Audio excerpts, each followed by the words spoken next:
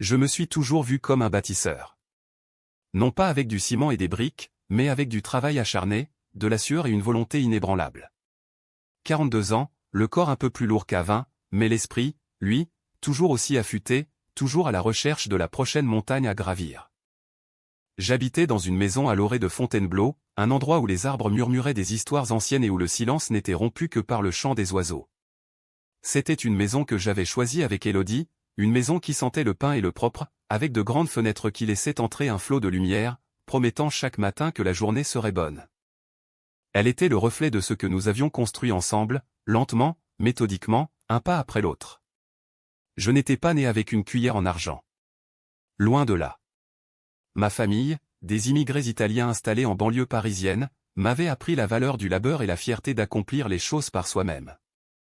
Mon père travaillait le bois, mes mains, elles, ont appris à sculpter des empires numériques.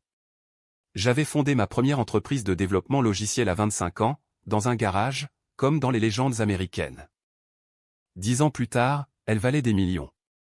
C'était la concrétisation d'un rêve, la preuve palpable que tout est possible quand on y croit et qu'on ne lâche rien.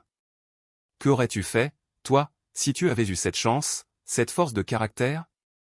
Aurais-tu gaspillé ce don, ou l'aurais-tu fait fructifier, non seulement pour toi, mais pour ceux que tu aimes? Élodie était mon rocher, mon ancre, la femme qui avait partagé cette ascension avec moi. Nous nous étions rencontrés jeunes, alors que j'étais encore un étudiant fauché avec des étoiles plein les yeux. Elle était la beauté incarnée, avec des yeux vifs et un sourire qui pouvait faire fondre les glaciers. Elle était ma partenaire, celle qui me motivait quand les nuits blanches s'accumulaient, celle qui me rappelait que le succès n'avait de sens que s'il était partagé. Nous n'avions pas eu d'enfants, non pas par choix définitif, mais parce que la vie, le travail, l'entreprise avaient toujours eu une longueur d'avance sur ce projet que nous repoussions sans cesse. Quand l'entreprise sera stable, mon amour, disais-je. Quand nous aurons plus de temps, mon chéri, répondait-elle. Ces mots résonnent encore, comme un écho lointain, dans le vide assourdissant de ce qui fut. Notre routine était une symphonie bien orchestrée, un ballet doux et prévisible que j'aimais par-dessus tout. Le réveil à 6h30, le bruit du percolateur qui crépitait, l'odeur du café fort qui emplissait la cuisine.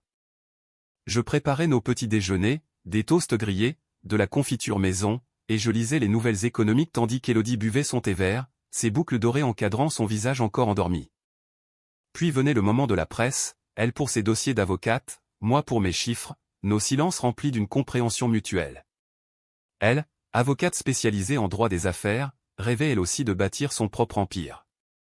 J'admirais sa détermination, cette flamme dans ses yeux qui me rappelait ma propre fin d'il y a 20 ans. Le chemin vers la salle de sport, nos corps se synchronisant sur les machines, partageant les mêmes efforts avant d'attaquer nos journées respectives. Puis nos départs, elle vers son grand cabinet parisien, moi vers mes bureaux à Évry. Les embouteillages matinaux étaient des moments de réflexion, de gratitude. Chaque virage sur la 6, chaque feu rouge était une occasion de penser à la chance que j'avais, à la femme qui m'attendait le soir, à la vie que nous construisions. Connais-tu ce sentiment de plénitude, cette certitude tranquille que tout est à sa place, que chaque pièce du puzzle s'emboîte parfaitement? Ce sentiment que tu tiens le monde dans tes mains, non pas avec avidité, mais avec une douce fierté. Nos soirées étaient un sanctuaire. Dîner simple, souvent préparé par moi-même, j'avais un talent certain pour la cuisine italienne, un héritage paternel. Un verre de bon vin, des discussions animées sur nos journées, nos victoires, nos petites frustrations. Le rire d'Élodie, clair et mélodieux, était ma musique préférée. Des films sous la couette, des conversations chuchotées dans l'obscurité de notre chambre. Ces moments étaient le ciment, le vrai, celui qui liait nos âmes, me semblait-il. Je la regardais souvent dormir, son visage paisible dans la pénombre, et je me disais que j'étais l'homme le plus chanceux du monde. Nous n'étions pas extravagants. Notre bonheur ne dépendait pas des yachts ou des jets privés. Nous aimions les randonnées en forêt, les week-ends impromptus à la campagne, les dîners entre amis fidèles. Des joies simples, celles qui ne s'achètent pas, celles qui nourrissent l'âme. Je l'observais parfois rire avec ses amis, cette joie pure et sans phare, et je me souvenais de l'étudiante pétillante que j'avais rencontrée. Elle avait évolué, bien sûr, mûri, mais cette essence, cette étincelle, me semblait toujours présente. Mais l'environnement social dans lequel nous évoluions, un milieu d'affaires parisien, ne laissait guère de place à la simplicité. C'était un monde de requins, deux compétiteurs acharnés où l'apparence et le succès étaient les maîtres mots.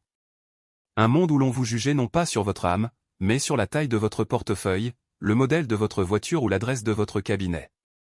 J'avais toujours résisté à cette course effrénée, préférant la discrétion de ma réussite à l'éclat à accent grave-l'œil. Mais Élodie, elle, semblait de plus en plus aspirée par ce tourbillon. Elle était brillante, ambitieuse, et ce milieu était le sien, celui qu'elle avait choisi pour s'épanouir. Je la voyais changer, presque imperceptiblement. Les tailleurs Chanel remplaçaient les robes plus décontractées.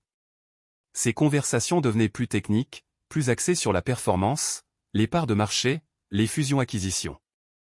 Quand nous dînions avec nos amis, avocats, financiers, entrepreneurs, il y avait toujours cette question insidieuse, non formulée mais présente dans chaque regard, chaque compliment, et vous, Élodie, quand ouvrez-vous votre propre structure?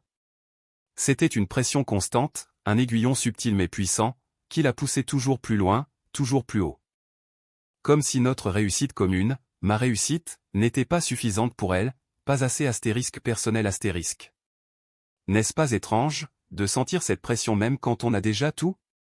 Comme si la société nous murmurait sans cesse que l'herbe est toujours plus verte ailleurs, que le prochain accomplissement est le seul qui compte. Au milieu de cette apparente harmonie, des ombres ont commencé à s'étirer, fines comme des fils d'araignée. Des signaux faibles, si ténus que mon esprit, trop occupé à vouloir les ignorer, les balayait d'un revers de la main. Les absences d'Élodie sont devenues plus fréquentes. D'abord, c'était un dossier urgent, une négociation qui s'éternisait. Puis, ce sont devenus des dîners clients, des conférences tardives, des voyages d'affaires imprévus. Elle rentrait épuisée, le visage tendu, et nos rituels du soir s'effilochaient. Le silence autrefois complice se transformait parfois en un vide pesant. Je me souviens d'une soirée particulière. Il pleuvait à verse. J'avais préparé son plat préféré, des raviolis frais à la sauce tomate basilic, et allumé des bougies. L'ambiance était censée être douce, intime. Elle est rentrée à 22h, trempée et visiblement agacée. Je suis désolé, il y a eu un problème avec le client de dernière minute. Elle n'a même pas remarqué les bougies. Elle a mangé en silence, ses yeux rivés sur son téléphone, répondant à des messages, son pouce effleurant l'écran avec une rapidité que je ne lui connaissais pas. Quand j'ai essayé de lui prendre la main, elle l'a retirée doucement, presque inconsciemment. Je suis vraiment à bout, chérie, je n'en peux plus. Sa voix était un murmure lointain.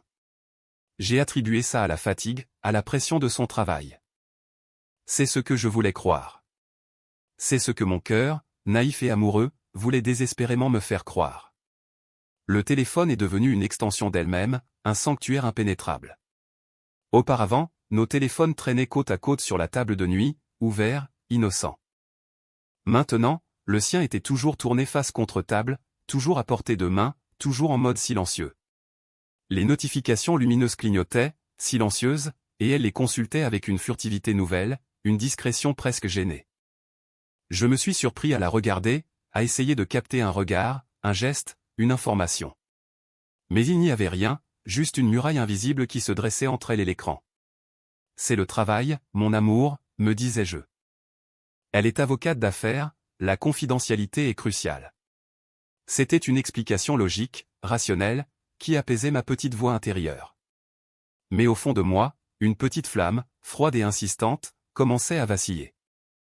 Avais-tu déjà ressenti cette piqûre d'incertitude, au fond de l'estomac, que tu t'empresses de balayer sous le tapis de la rationalité? Ce sentiment que quelque chose d'invisible s'est brisé, mais que tu n'as pas le courage de le regarder en face. Nos conversations perdaient de leur substance. Nous parlions de logistique, de planning, d'organisation. La spontanéité, les confidences profondes, les éclats de rire partagés sur des riens, tout cela semblait s'estomper, comme des couleurs passées par le soleil. Je tentais de relancer la flamme, de raviver nos anciens rituels. Une surprise, un week-end improvisé. Mais elle était toujours, trop occupée, trop fatiguée. La passion, ce feu ardent qui nous avait unis, se transformait lentement en braise mourante, couvant sous une couche de cendres grises. Je me souviens d'un matin, particulièrement banal. Je lui ai demandé ce qu'elle avait fait la veille, elle était rentrée très tard, me disant qu'elle avait dû rester au cabinet pour boucler un dossier. Elle a hésité un instant, son regard fuyant le mien, avant de me donner une explication un peu trop détaillée, un peu trop lisse. Un détail, une virgule déplacée, une intonation étrange dans sa voix. Je l'ai senti mentir. C'était subtil, presque imperceptible, mais mon instinct, forgé par des années à lire entre les lignes dans le monde des affaires, l'a capté. Mais mon cœur, lui, a aussitôt élevé un rempart, une barrière protectrice contre cette vérité insupportable. Non, c'est impossible. Pas Élodie. Pas nous. Ces petits signaux d'alerte, je les voyais, je les sentais, mais je les rangeais soigneusement dans des petites boîtes estampillées, stress, fatigue, ambition professionnelle. Je me forgeais une armure de déni, une carapace épaisse pour protéger ma propre vulnérabilité. J'avais tellement investi dans cette relation, non seulement mon argent, mais mon âme, mes espoirs, mes rêves.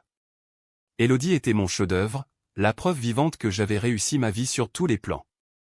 L'idée même que cette fondation puisse vaciller était trop terrifiante pour être envisagée. Les métaphores de notre vie de couple commençaient à prendre une nouvelle teinte.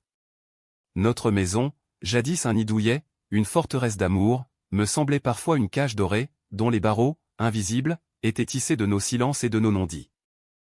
Nos moments à deux, autrefois une symphonie, devenaient des soliloques parallèles, chacun dans son propre monde, ses propres préoccupations. Le fil rouge qui nous liait, ce fil invisible et puissant que j'avais cru indestructible, semblait désormais s'étirer, se distendre, menaçant de se rompre à tout moment. Je commençais à sentir une solitude grandissante, un froid insidieux qui s'installait dans mon lit, dans mon quotidien. Je me levais le matin avec une petite angoisse au creux de l'estomac, et je me couchais le soir avec le poids d'une interrogation sans réponse. Mais je chassais ces pensées sombres. Je les balayais d'un revers de la main, me forçant à me concentrer sur mon travail, sur mes projets, sur l'argent que je gagnais et que j'offrais si volontiers pour nos rêves communs. L'argent, cette béquille trompeuse, qui donne l'illusion de la sécurité, mais qui ne peut acheter ni l'amour, ni la vérité. J'ai commencé à me sentir comme un observateur de ma propre vie, assistant, impuissant, à l'érosion lente et méthodique de ce que je croyais acquis. Élodie était là, physiquement, mais son esprit était ailleurs, ses pensées inaccessibles. Son rire, autrefois si généreux, devenait plus rare, plus forcé, comme une pièce de théâtre bien jouée. Ses yeux, qui jadis reflétaient mon amour, portaient désormais une lueur d'impatience, parfois même de lassitude. Ce n'était plus ma Élodie, du moins, pas celle que j'avais connue, pas celle que j'avais aimée et bâtie avec tant d'ardeur. Et pourtant, je persistais dans mon aveuglement volontaire, m'accrochant aux souvenirs, aux promesses murmurées, à l'illusion d'une vie parfaite que j'avais si méticuleusement construite. Je me souviens d'une conversation avec mon ami Marc, il y a quelques mois. Il m'avait dit, un soir, autour d'un verre de whisky, « Fais attention, mon vieux. Quand une femme commence à devenir trop indépendante, trop obsédée par sa propre ascension, parfois elle oublie d'où elle vient, et avec qui elle a bâti tout ça. » J'avais ri à l'époque, balayant ses propos d'un revers de main, persuadé que notre amour était d'une autre trempe, plus solide, plus profond. Marc n'avait pas insisté, mais son regard avait trahi une certaine inquiétude. Aujourd'hui, les mots de Marc résonnent avec une précision douloureuse, comme une prophétie silencieuse qui se réalise sous mes yeux. Mais à l'époque, je ne pouvais pas entendre, je ne voulais pas entendre. Mon amour pour Élodie était une forteresse imprenable, pensais-je, et ma foi en elle, inébranlable. C'était un soir de décembre. Le vent mordait les feuilles nues des arbres de la forêt de Fontainebleau, et le crépitement du feu dans la cheminée dessinait des ombres dans notre salon. J'étais assis sur le canapé, un livre ouvert sur les genoux, mais mes yeux ne voyaient pas les mots.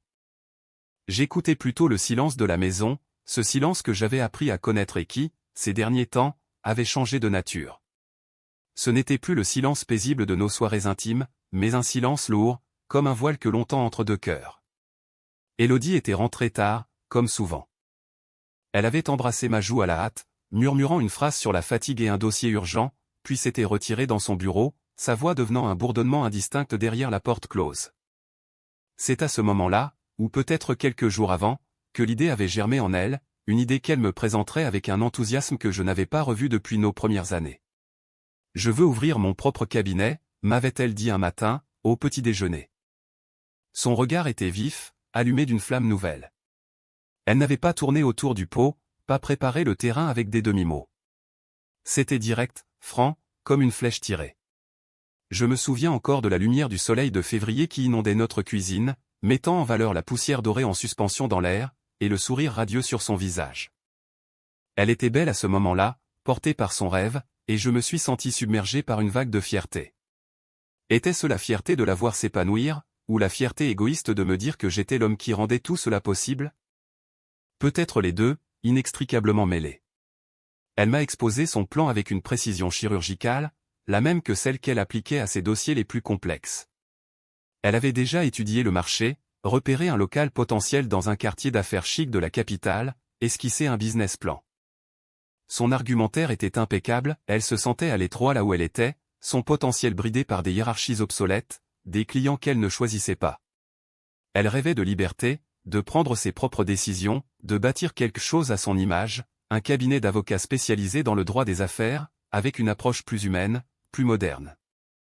Ces mots résonnaient avec mes propres aspirations de self-made man. Je comprenais cette soif de bâtir, cette envie de laisser sa marque.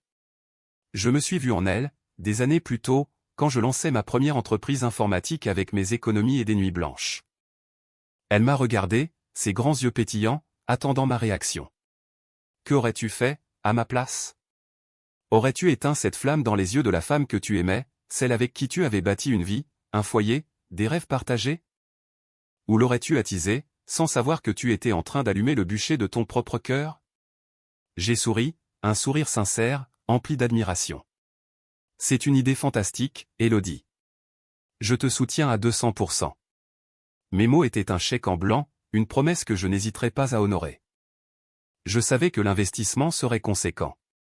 Lancer un cabinet d'avocats de cette envergure à Paris, avec les ambitions qu'Élodie affichait, nécessitait des fonds importants. Mais j'avais les fonds. Ma société d'informatique avait prospéré au-delà de mes espérances les plus folles. J'avais travaillé sans relâche, pris des risques calculés, et ma fortune personnelle, construite brique par brique, était solide. Nous avons passé les semaines suivantes à discuter des chiffres, des projections, des risques. J'ai analysé son business plan, posé des questions pointues, comme je l'aurais fait pour un partenaire commercial. Mais là, ce n'était pas un partenaire. C'était Élodie. C'était nous. Je voyais cet investissement non pas comme un prêt, ni même comme une donation pure et simple, mais comme une mise de fonds dans notre avenir commun, une nouvelle branche à l'arbre de notre couple. Je l'imaginais, quelques années plus tard, partageant nos succès, nos vacances, nos enfants, avec ce cabinet comme pilier de notre sécurité financière, de notre prestige social. Finalement, après mûre réflexion, et sans la moindre hésitation au fond de mon cœur, j'ai pris la décision. Je vais investir 20 millions d'euros pour lancer ton cabinet. Le chiffre est sorti de ma bouche avec une simplicité déconcertante, comme si je parlais de quelques centaines d'euros. Mais c'était 20 millions. La somme d'une vie, pour beaucoup. Le fruit de mes années de labeur, de mes sacrifices, de mes nuits sans sommeil. Élodie m'a regardé, les yeux écarquillés, puis elle s'est jetée dans mes bras, me serrant si fort que j'en ai eu le souffle coupé. Ses larmes de joie ont mouillé mon épaule, et ces mots, « Je t'aime, je t'aime, je t'aime, je ne t'oublierai jamais pour ça », résonnent encore aujourd'hui dans mes oreilles, comme un écho moqueur. Je me sentais le roi du monde, l'homme qui pouvait tout offrir à sa reine. Connais-tu ce sentiment d'absolue puissance, d'amour inconditionnel, où tu te sens capable de soulever des montagnes pour l'être aimé? C'est ce que j'éprouvais. Les mois qui ont suivi ont été un tourbillon. Élodie s'est plongée corps et âme dans son projet. Notre maison, habituellement emplie de ses rires et de ses pas, s'est transformée en un bureau annexe. Son téléphone portable était greffé à son oreille, ses journées s'allongeaient, ses nuits se raccourcissaient. Je l'observais, de mon côté du lit, le soir, tandis qu'elle pianotait sur son ordinateur portable, les yeux rivés sur l'écran, le visage éclairé par la lueur bleue. Elle était belle, certes, mais de plus en plus lointaine, comme un navire s'éloignant vers un horizon inconnu. J'entendais les termes techniques, les noms d'architectes, de designers d'intérieur, de recruteurs, de fournisseurs de logiciels juridiques. Les plans du futur cabinet tapissaient le mur de notre bureau. J'ai vu naître les logos, les cartes de visite, le site web. Je me suis rendu avec elle aux visites du local, un vaste espace vitré au cœur du quartier de la Bourse, avec une vue imprenable sur les toits de Paris. Chaque décision était prise avec un zèle incroyable. Elle choisissait les moquettes, les œuvres d'art, les machines à café dernier cri pour ses futurs employés. L'argent coulait, bien sûr. 20 millions, c'est une somme, mais les dépenses s'accumulaient.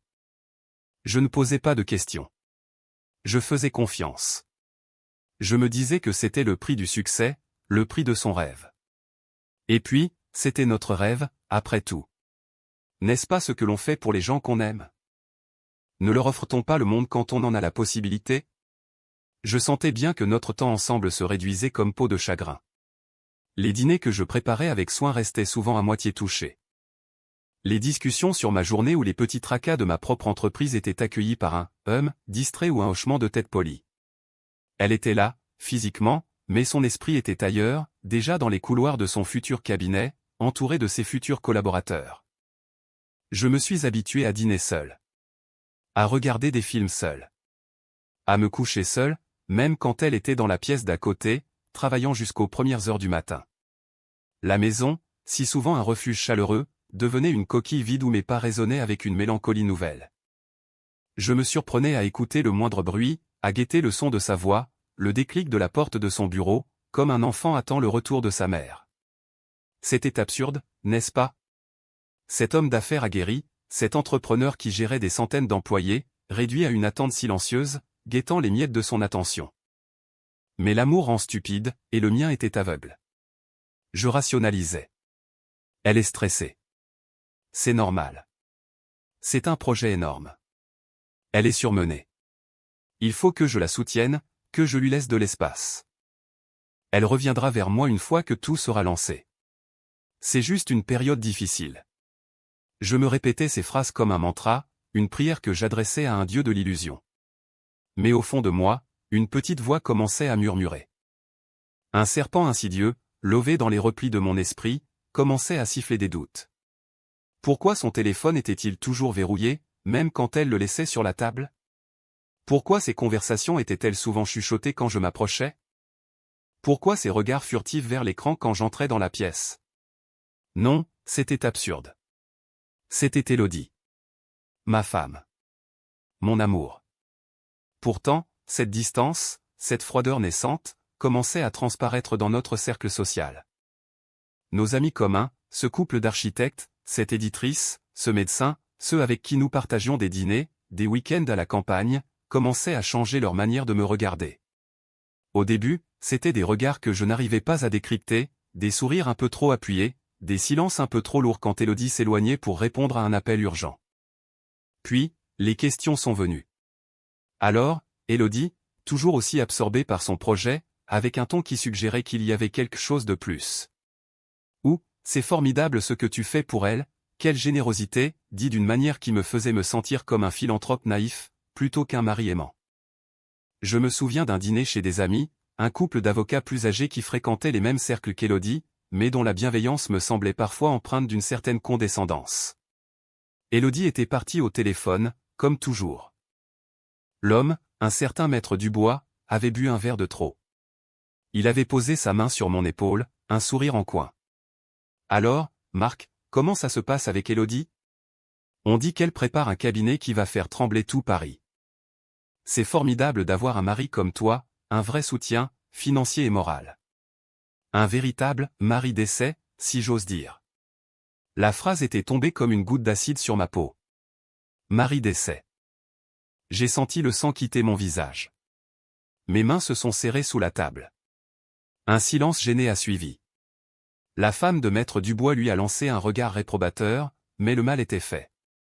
Maître Dubois, réalisant l'impact de ses mots, a tenté de se rattraper maladroitement, je plaisante, bien sûr.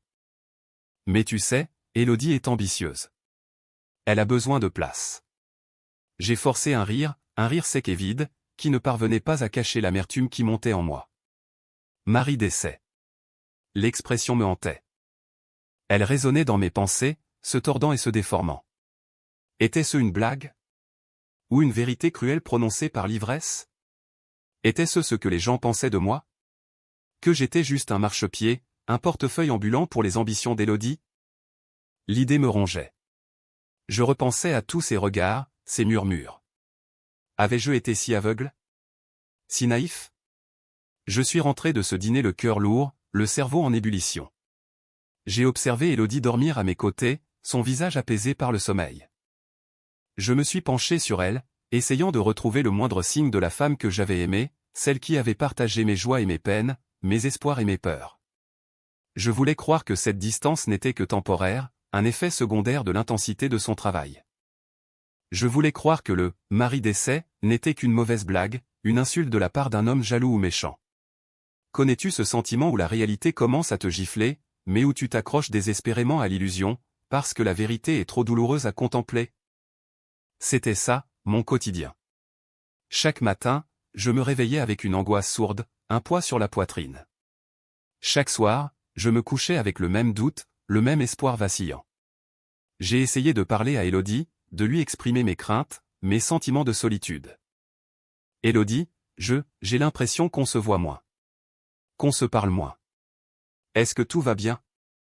Elle me regardait avec une fatigue palpable, ses yeux un peu vitreux. Mon chéri, je suis épuisé. Le cabinet, c'est énorme. Tu le sais. J'ai besoin de ton soutien, pas de tes doutes. Ne complique pas les choses.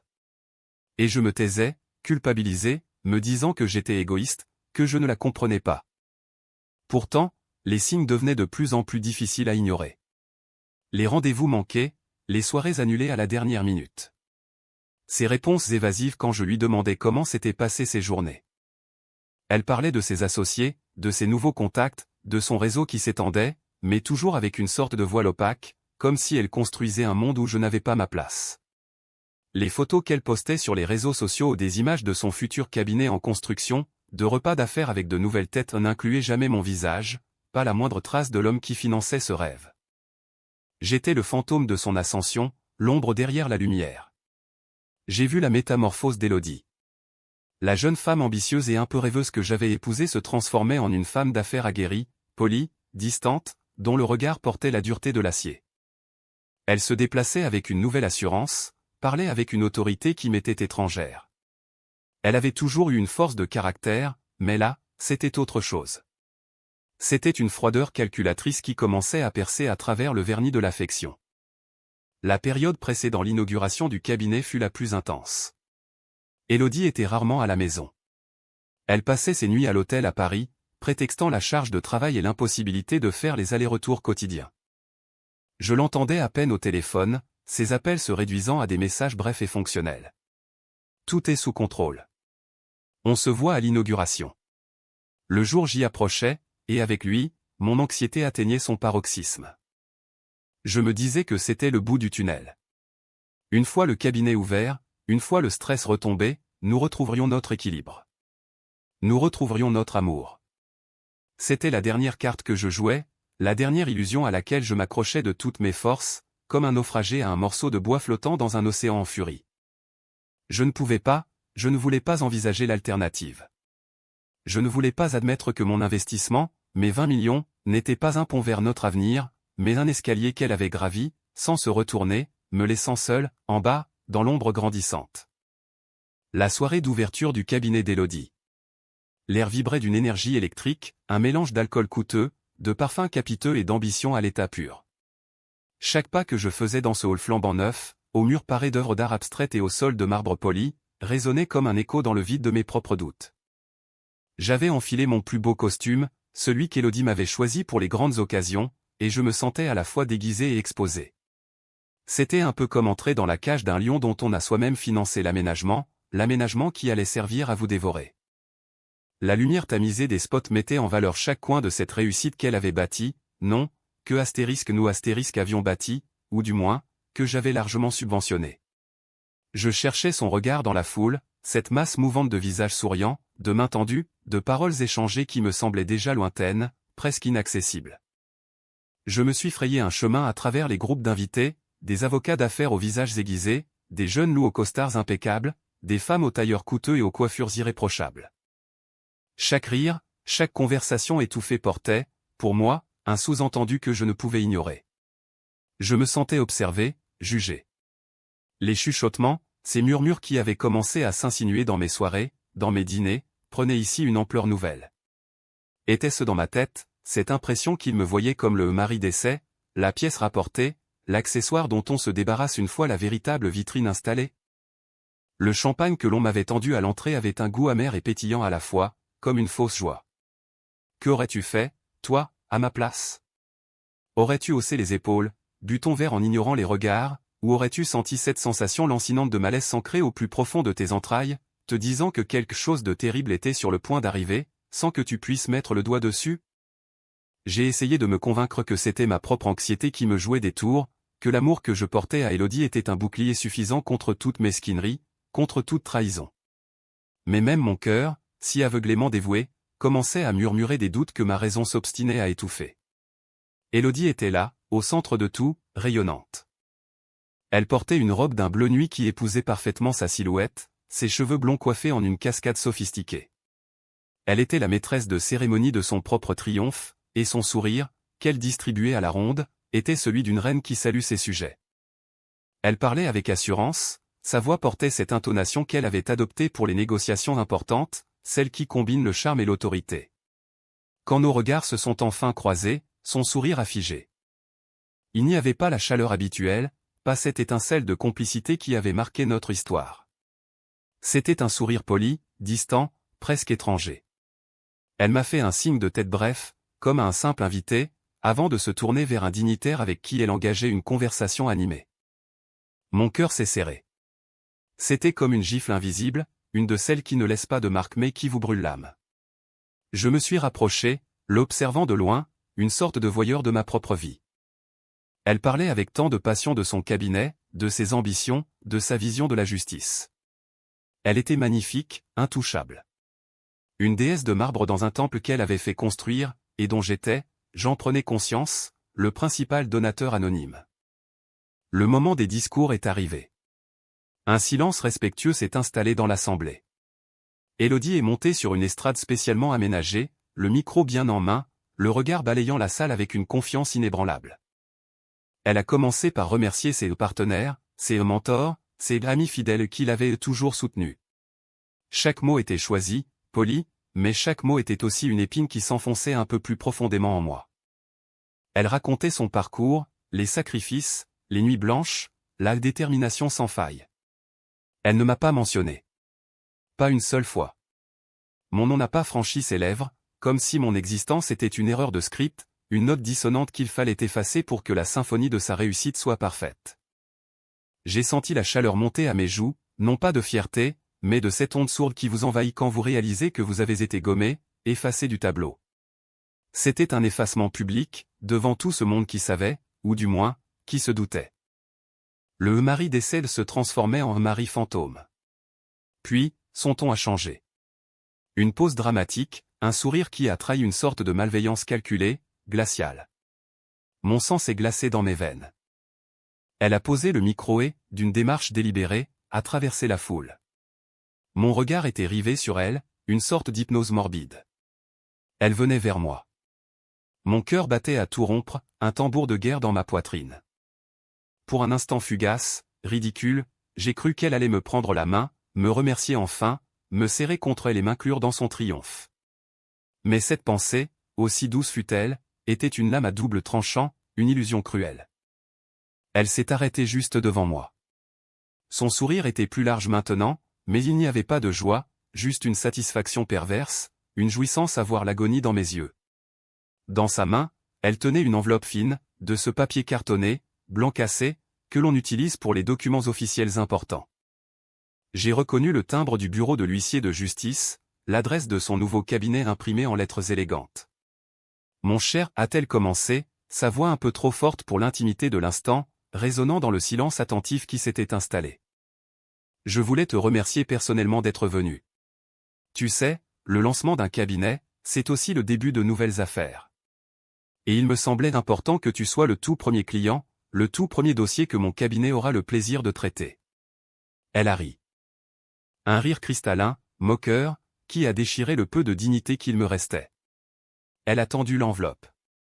Ce sont nos papiers de divorce. Mon sang s'est retiré de mon visage. J'ai senti mes genoux flancher, comme si le sol s'était dérobé sous mes pieds. Le monde autour de moi est devenu flou, les visages des invités se sont transformés en taches indistinctes, leurs rires se sont mélangés en un brouhaha lointain. J'ai entendu des souffles coupés, des chuchotements qui se sont intensifiés. Pitié? Horreur?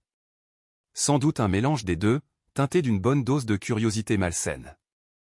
Je l'ai regardé, ses yeux brillants de malice, et j'ai réalisé l'ampleur de la trahison, la cruauté sans nom de cette femme que j'avais aimée, vénérée, à qui j'avais donné ma vie, mes espoirs, mes 20 millions d'euros.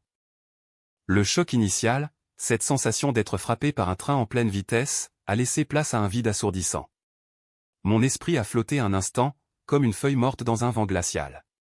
Mais alors, au milieu de ce vide, quelque chose s'est produit. Une étincelle, froide et dure, a jailli. La douleur s'est transformée, mutée. Elle n'était plus une douleur lacérante, mais une colère glaciale, une détermination implacable. La clarté m'a frappé, brutale et libératrice. J'ai vu tout le schéma, la manipulation, la lente et insidieuse spoliation de mon existence, tout ça pour son ascension personnelle. Elle ne m'avait jamais aimé. Elle m'avait utilisé. J'étais son escabeau, son portefeuille, son marchepied. Et maintenant qu'elle était au sommet, elle me jetait. Mon corps a semblé reprendre le contrôle. Mes mains, qui avaient tremblé un instant, se sont faites solides. J'ai pris l'enveloppe de sa main. Son sourire a vacillé une fraction de seconde, peut-être surprise de mon calme apparent. Je n'ai pas dit un mot. Je n'ai pas crié, je n'ai pas imploré, je n'ai pas menacé. Que aurais-tu fait à ma place? Aurais-tu imploré? Crié? Ou aurais-tu ressenti ce vide sidéral, juste avant que la colère ne vienne le remplir, t'offrant une clarté si nette qu'elle en était effrayante? J'ai tourné les talons, lentement, délibérément. J'ai ignoré les regards, les murmures. Le bruit des conversations a repris derrière moi, un bourdonnement gêné, puis des rires forcés, comme si l'incident devait être effacé au plus vite. Je n'ai pas regardé en arrière. Pas une seule fois. La porte en verre du cabinet s'est refermée derrière moi avec un doux soupir, séparant deux mondes, le sien, brillant et éphémère, et le mien, tout juste ressuscité des cendres de l'illusion. L'air frais de la nuit m'a fouetté le visage. Une bouffée d'oxygène pur et glacial. Je suis monté dans ma voiture, garée un peu à l'écart, celle que j'avais conduite tant de fois avec elle, nos rires remplissant l'habitacle. Ce soir, elle était silencieuse, comme un linceul. Mes mains ont trouvé le volant, mes doigts ont serré le cuir froid. Je n'ai pas mis la radio. Le silence était un allié, un espace pour la stratégie. Chaque battement de mon cœur était une mesure de ma nouvelle résolution. Je n'étais plus l'homme brisé, l'idiot cocu. J'étais l'entrepreneur, l'homme d'affaires qui avait bâti un empire à partir de rien. Je savais comment on construit, mais je savais aussi comment on déconstruit. Et avec Élodie, il était temps de déconstruire. Arrivé chez moi, la maison était sombre, silencieuse. L'écho de nos souvenirs, des rires, des promesses, semblait me narguer. Mais cette fois, il n'avait plus de prise. J'ai allumé mon ordinateur, mon cerveau fonctionnant à plein régime, comme une machine de guerre nouvellement activée. Premier acte, le compte joint. En quelques clics, j'ai transféré toutes les sommes disponibles sur un compte personnel, gelé toutes les cartes de crédit qu'Élodie utilisait, supprimé tous les prélèvements automatiques qui la concernaient. La source s'était tarie. J'ai annulé l'assurance automobile de la voiture qu'elle utilisait, celle que j'avais payée. J'ai coupé l'accès à l'abonnement Internet de la maison qu'elle habitait, la mienne. C'étaient de petits gestes, des piqûres d'épingle, mais chacun était un message clair. Puis, je suis passé au plat de résistance. Les 20 millions d'euros. L'investissement initial. Mon capital. Le sang vital de son cabinet. J'ai appelé ma banque privée, puis les avocats que j'employais pour mes propres affaires. C'était le milieu de la nuit, mais les chiffres ne dorment jamais. Je souhaite retirer l'intégralité de mon investissement dans le cabinet et Élodie de 9 avocats, ai-je dit d'une voix calme, posée, qui masquait la tempête à l'intérieur. Immédiatement. Toutes les clauses de retrait anticipées, tous les frais. Je m'en moque. Faites-le. À l'aube, je veux que l'argent soit sur mes comptes et que les fonds soient retirés du sien. Les employés, habitués à mes exigences, ont mis en place le processus. J'ai entendu le cliquetis des claviers, les confirmations vocales, les promesses que tout serait réglé avant le lever du soleil. C'était un coup de massue, chirurgical, précis. Un anéantissement économique total, avant même que son cabinet n'ait eu le temps de prendre son envol. Chaque confirmation que je recevais par email, chaque appel téléphonique pour vérifier que les fonds étaient bien en cours de transfert, était comme un nouveau souffle dans mes poumons. Il n'y avait pas de triomphe joyeux, pas d'exultation. Juste une paix froide, une justice amère. La satisfaction d'avoir repris le contrôle, d'avoir inversé les rôles. Elle voulait que je sois son premier dossier? Très bien. Mais ce dossier allait être un cas d'étude sur l'autodestruction d'une ambition démesurée. Mon téléphone a commencé à vibrer. Une notification. 2. Puis des dizaines. Des appels manqués. D'Élodie. Des messages vocaux qui s'accumulaient. Je les ai ignorés. Je les ai tous ignorés. Le calme était ma nouvelle armure. Le silence, ma nouvelle arme. Je me suis assis dans le salon sombre, le regard perdu dans le jardin noir, sous la lune. La maison était vide. Plus d'Élodie, plus de rire, plus de faux espoirs. Il n'y avait que moi, les ruines de mon cœur, et la certitude glaçante que j'avais pris la bonne décision. La douleur était toujours là, une brûlure sourde, mais elle était désormais mêlée à une force nouvelle, celle de la survie. J'avais perdu un amour que je croyais éternel, mais j'avais retrouvé ma dignité. Et le prix à payer pour elle était l'effondrement de l'empire qu'elle avait bâti sur mes fonds.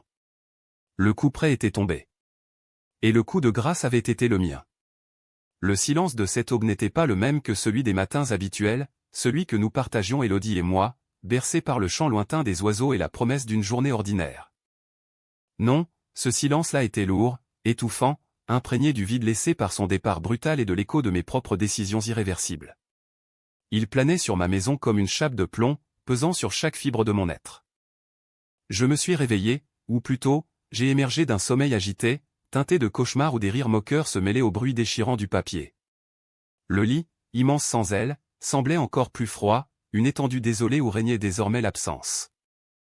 Mes yeux ont balayé la chambre, s'arrêtant sur les objets qui autrefois nous définissaient, une photographie de nous deux sur la commode, souriant, complices, deux ombres désormais.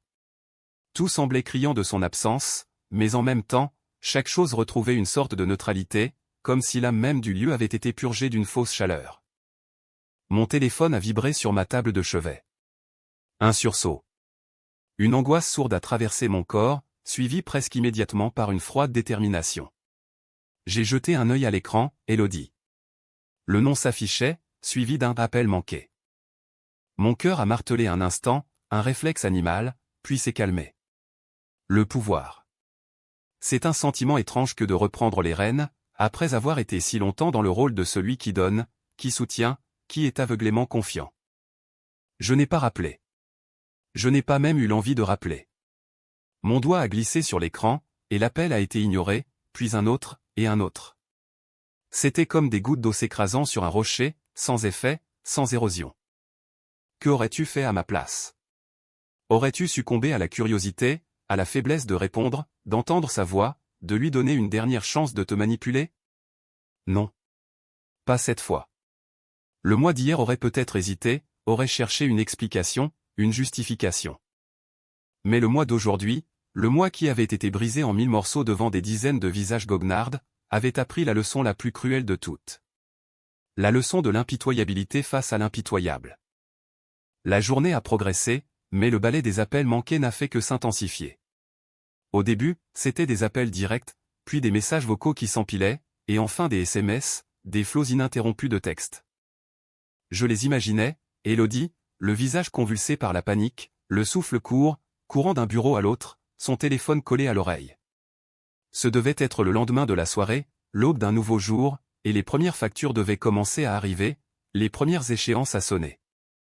Les salaires de ses employés, les loyers exorbitants de son cabinet fraîchement inauguré, les fournisseurs, la campagne de marketing qu'elle avait tant vantée, tout cela demandait des fonds. Des fonds que j'avais gelés, retirés, anéantis. Je me suis permis, un instant, d'écouter un de ses messages vocaux. Le son de sa voix, autrefois si doux à mes oreilles, était maintenant écorché, presque méconnaissable. Antoine, s'il te plaît, réponds. Qu'est-ce que tu fais? J'ai des soucis avec la banque, ils disent qu'il n'y a plus rien sur le compte du cabinet. C'est une erreur, n'est-ce pas? C'est ta blague? Sa voix, d'abord hésitante, s'est muée en une stridence de panique. Antoine, c'est pas drôle. Le cabinet, c'est toute ma vie. Puis, un sanglot sec, déchirant, qui a résonné dans mon salon vide. Une petite étincelle de satisfaction a crépité en moi, froide, fugace. Une satisfaction que je ne m'attendais pas à ressentir, et qui me laissait un goût amer, comme du sel sur une plaie. Mais elle était là. Les messages textes étaient tout aussi éloquents. D'abord des « Antoine, où es-tu, réponds-moi, c'est urgent ». Puis des menaces voilées, « Tu ne peux pas me faire ça, tu vas le regretter ». Et enfin, la compréhension qui perçait, la réalisation brutale, « C'est toi, n'est-ce pas? C'est toi qui as tout retiré? Comment as-tu osé ?» Le ton avait changé, la panique se mêlait maintenant à la fureur, à l'incrédulité. Elle ne s'attendait pas à ce que je sorte. Elle ne s'attendait pas à ce que je réagisse autrement qu'en victime silencieuse. Elle m'avait sous-estimé, pensant que ma douleur m'anéantirait, me paralyserait. Elle avait oublié que, derrière l'homme amoureux, il y avait toujours l'entrepreneur, le self-made man qui n'avait rien eu et qui avait appris à se battre, à survivre. Son monde s'effondrait en temps réel, et je pouvais presque le sentir, comme une onde de choc à travers la toile numérique. Les employés, sans salaire, devaient commencer à s'agiter. Les fournisseurs devaient exiger leur paiement. Les propriétaires des bureaux devaient frapper à la porte pour le loyer. L'inauguration flamboyante, le champagne, les rires forcés, tout cela devait maintenant résonner comme un glas dans ses oreilles. Le cabinet, son rêve, sa vie, était une coquille vide, un château de cartes bâti sur une fondation que j'avais délibérément arrachée. Je l'avais vu s'élever, brique par brique, avec mon argent, ma sueur, mes espoirs. Et je l'avais vu s'effondrer en un claquement de doigts. La vitesse à laquelle elle avait tout perdu était la même que celle à laquelle j'avais vu mon propre bonheur s'évanouir dans le rire condescendant de ses lèvres. Les jours se sont étirés, vastes et vides. Ma routine, si soigneusement construite autour de notre vie à deux, avait volé en éclats. Je n'avais plus d'Élodie à attendre le soir, plus de conversations à partager autour d'un verre, plus de projets à murmurer à l'oreille. La maison, qui avait été un havre de paix, est devenue un sanctuaire de solitude. Chaque pièce semblait résonner de souvenirs, de fantômes de bonheur. Le canapé où nous regardions nos séries, la cuisine où nous préparions nos dîners, la chambre où nous nous endormions, chaque recoin était imprégné d'elle, et pourtant, elle était absente. J'ai passé des heures aérées, les mains dans les poches, la tête pleine de pensées, observant la poussière s'accumuler, le silence s'épaissir. La solitude, je l'ai apprivoisée comme un animal sauvage. Au début, elle mordait, elle étreignait d'une angoisse lancinante. Puis, lentement, elle a montré un autre visage, celui d'un espace.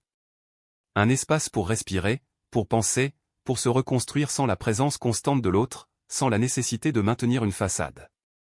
J'ai replongé dans mon travail, dans le code, dans les chiffres. Mon entreprise, mon véritable pilier, m'a servi de bouée de sauvetage. Les lignes de code, les algorithmes, la logique implacable de l'informatique était un refuge où le monde émotionnel n'avait pas sa place. Mais même là, une ombre planait. Chaque succès, chaque nouvelle idée, chaque victoire professionnelle portait en elle la marque de cette blessure. Car à qui allais-je le partager? À qui allais-je raconter ma journée? La reconstruction n'a pas été un processus linéaire, une route droite et dégagée. Non, c'était un chemin semé d'embûches, de détours, de reculs. Il y avait des matins où l'abattement était si profond que je ne pouvais pas sortir du lit, des après-midi où l'absence d'Élodie me poignardait le ventre, des nuits où les images de la soirée d'inauguration tournaient en boucle dans ma tête, comme un film d'horreur. J'ai pleuré. Oui, j'ai pleuré. Un homme de 42 ans, qui avait bâti un empire à partir de rien, qui se retrouvait seul dans sa grande maison, brisé par une femme qu'il avait aimée de tout son être. Les larmes n'étaient pas seulement pour la trahison, mais aussi pour la perte d'un avenir, d'une illusion, d'une partie de moi-même que j'avais offerte sans réserve. Comment guérir d'une telle blessure? Comment faire confiance à nouveau quand le pilier de votre vie s'est révélé être une structure de sable? La confiance, me suis-je dit, est une construction fragile, un échafaudage complexe de promesses, de gestes et de mots. Mais elle est aussi une forme de foi. La foi en l'autre, en sa droiture, en sa bienveillance. Et quand cette foi est brisée, elle ne se recolle pas comme un vase brisé. Elle s'évapore, laissant derrière elle un désert de méfiance. Et c'est le plus grand défi après la trahison, apprendre à vivre dans ce désert, à trouver de l'eau là où il n'y en a pas, à réapprendre à croire, non pas en l'autre, mais en soi-même, en sa capacité à discerner, à protéger son cœur. J'ai passé des semaines à analyser, à rejouer chaque scène, chaque conversation. Les signes avant-coureurs, ces petites fissures que j'avais ignorées, que j'avais rationalisées. ses absences, ses regards fuyants, son téléphone, cette distance émotionnelle grandissante. Comment avais-je pu être aussi aveugle? Ou plutôt, avais-je choisi de l'être? Avais-je, par amour, par peur de la confrontation, par désir de préserver la paix, laissé le ver ronger le fruit? C'est une question que je te pose, à toi qui m'écoutes, connais-tu ce sentiment où tu revois toutes les pièces du puzzle s'assembler après coup, et où tu te rends compte que la vérité était là, juste sous tes yeux, mais que tu refusais de la voir? C'est une forme de violence que l'on s'inflige à soi-même, une auto-trahison, presque aussi douloureuse que la trahison de l'autre. Mes réflexions se sont élargies, dépassant le cadre de ma seule histoire. J'ai observé le monde autour de moi, cette société que j'avais fui en me réfugiant dans mon cocon avec Élodie. Une société où l'apparence, le succès, l'argent semblaient être les seules monnaies valables. Élodie était l'incarnation parfaite de cette soif d'ascension sociale, de cette ambition dévorante qui parfois, souvent, dévore tout sur son passage, l'amour, l'honnêteté, l'intégrité. Elle avait vu en moi un moyen, un marchepied, une source intarissable de ressources. Et moi, j'avais vu en elle mon égal, ma partenaire, l'amour de ma vie. C'est là que résidait notre plus grande asymétrie, la faille fondamentale qui a mené à ma chute. Je n'ai pas eu de ces nouvelles directes, Élodie a cessé d'appeler après une semaine d'acharnement. Mais le monde est petit. Les rumeurs, comme des feuilles mortes poussées par le vent, sont arrivées jusqu'à moi. Son cabinet? Un désastre. Les articles élogieux de son inauguration ont été vite remplacés par des échos de scandales financiers, de faillites, de dettes impayées. Son nom, autrefois sur toutes les lèvres comme la nouvelle étoile montante du barreau, est devenu synonyme de ruine.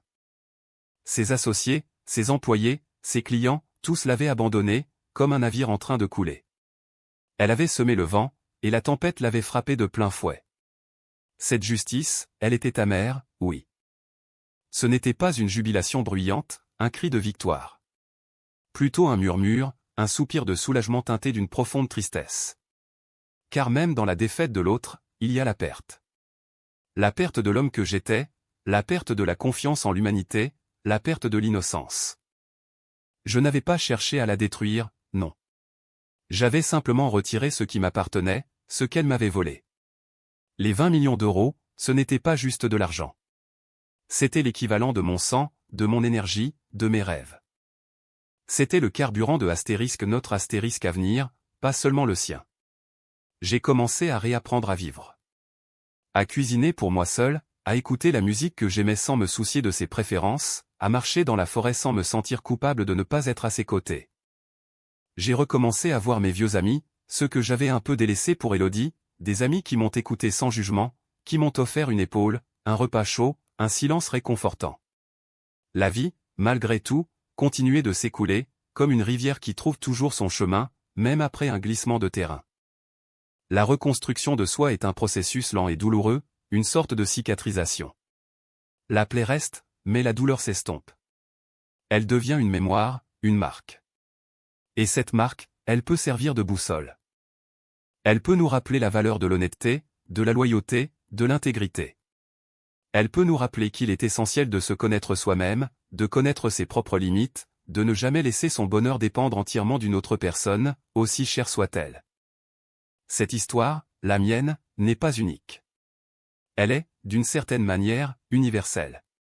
Elle aurait pu arriver à n'importe qui, n'importe où, à un homme comme toi, comme moi, comme ton voisin. Il suffit d'un instant, d'une mauvaise rencontre, d'une ambition démesurée, d'une faiblesse, pour que tout bascule. L'amour, l'argent, le statut social, ces forces peuvent être les plus grandes des motivations, mais aussi les plus destructrices. Elles peuvent révéler le meilleur de nous, mais aussi le pire. Élodie a laissé le pire la guider, et j'ai dû affronter ses conséquences. Ce que je veux te laisser comme message, c'est que la vie est faite de choix. Les nôtres, et ceux des autres. Et que même quand les choix des autres nous déchirent, nous avons le pouvoir de choisir notre propre réaction.